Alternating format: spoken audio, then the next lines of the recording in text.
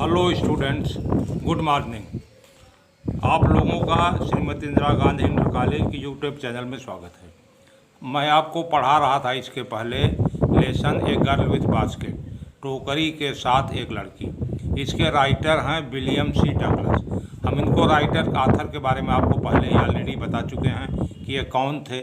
तो he was an American, he was जज in Supreme Court of America. He came to India in 1950 in the period of Pandit Nehru, and he visited India when the partition between India and Pakistan was decreed in 1950. Many people from Pakistan came to India due to religious fanaticism, कि बहुत से लोग धार्मिक उन्माद, धार्मिक उसके कारण आए, धार्मिक अंधेपन के कारण पाकिस्तान छोड़कर भारत आ गए। तो यहाँ हम इसके पहले आपको हम बताए थे कि लेखक महोदय जो है दिल्ली से चले थे, हिमालय की ओर जा रहे थे, रानीखेत। रास्ते में उन्होंने विवरण दिया कि कहाँ कहाँ रुकते थे, हम क्या करते थे, किससे बात करते थे। तो उसके आगे का हम पढ़ा रहे हैं। Writer was travelling by train and he used to stop at the stations where the train used to stop and he talked to one people who could speak English. तो राइटर महोदय की ये आगे क्या हुई, बाधा कैसे बाधित हुई, ये आगे बता रहे हैं। तो यहाँ से आप देखिए, एट वन स्टेशन, एक स्टेशन पर लेखक महोदय कह रहे हैं, the writer is saying that at one station, कि एक स्टेशन पर माई रूटीन ऑफ टॉकिंग, कि मेरे बातचीत करने की दिनचर्या, क्योंकि लेखक महोदय हर प्लेटफार्म पर रुकते थे, हर स्टेशन के प्लेटफार्म पर उतरते थे और वहाँ लोगों से बात करते थे। लेकिन वह बता रहे हैं कि आगे मेरी ये बातचीत जो करने की रूटीन थी, जो दिनचर्या थी, जो हमारा काम था।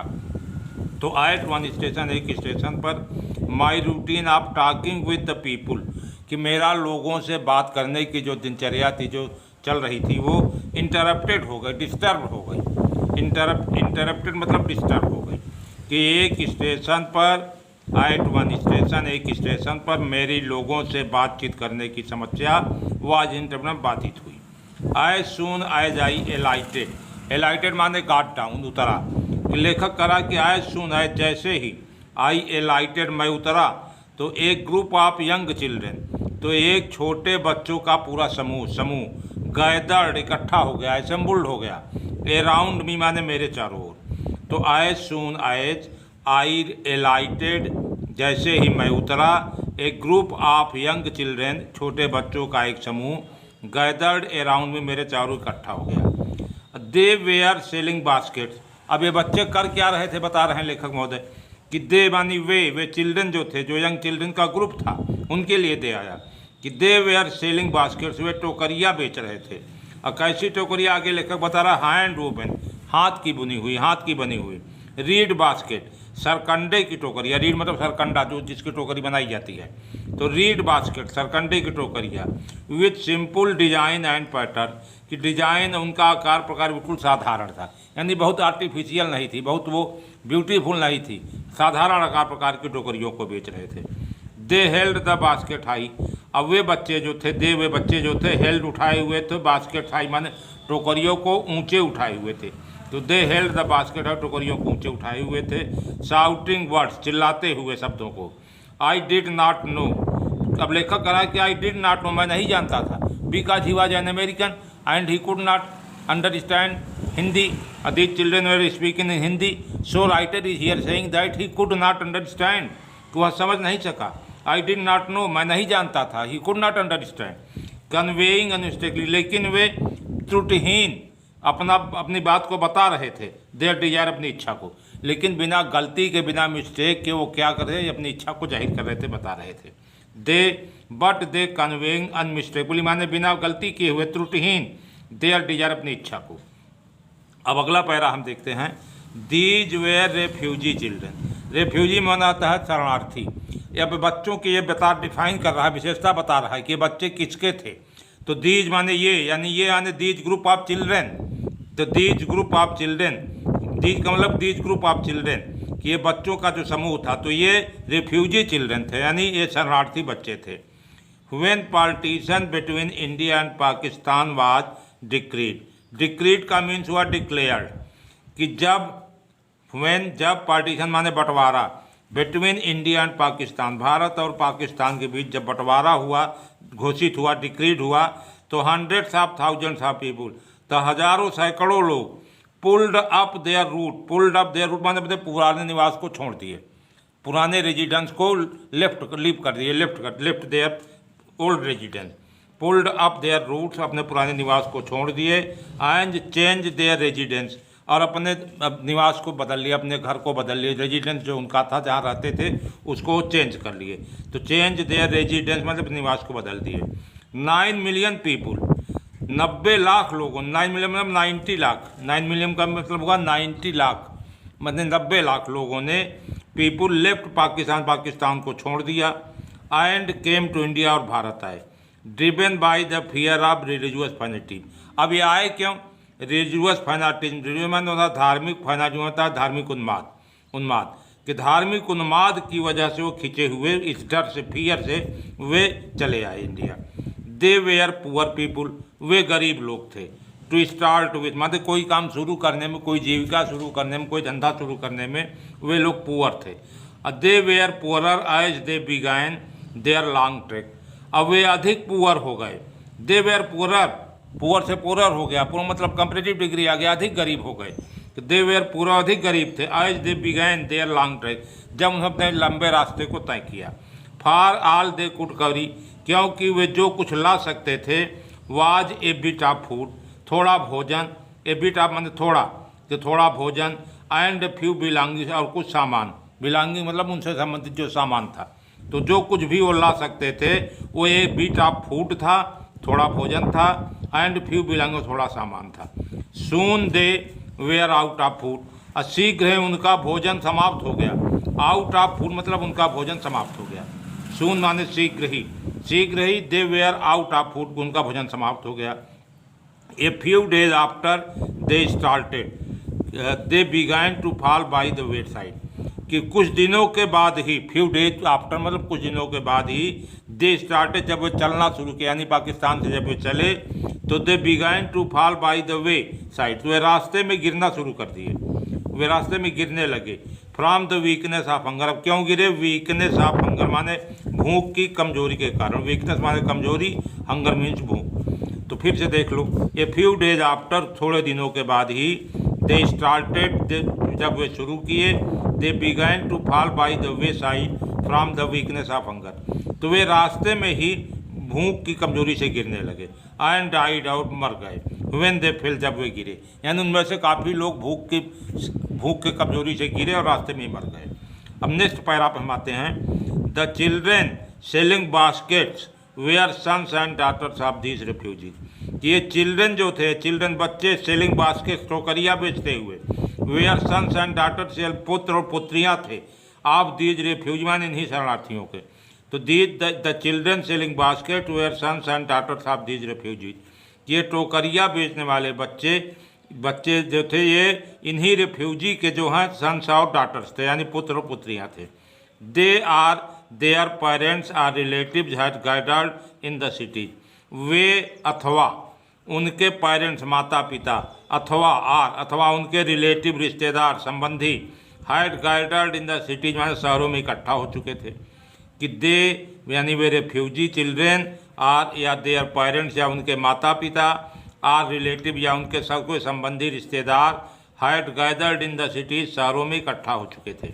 सेटिंग अप स्टॉल में छोटी दुकानें लगाकर, स्टॉल्स मतलब हुआ छोटी दुकानें, स्टॉल्स का मीन छोटी दुकानें, सेटिंग अप लगाकर। मैन्युफैक्चरिंग माने बनाकर, उत्पादन करके, सिंपल आर्गुमेंट साधारण सामान, और trying to make a living in market, और मार्केट में बाजार में रहने की वे कोशिश कर रहे थे। ऑलरेडी ओवर क्राउडेड, जो कि पहले से ही ओवर क्राउडेड माने भीड़ से भरा हुआ, कि ऐसे बाजार में रहने की कोशिश करे जो पहले से ही ओवर क्राउडेड था, भीड़ से भरा हुआ था।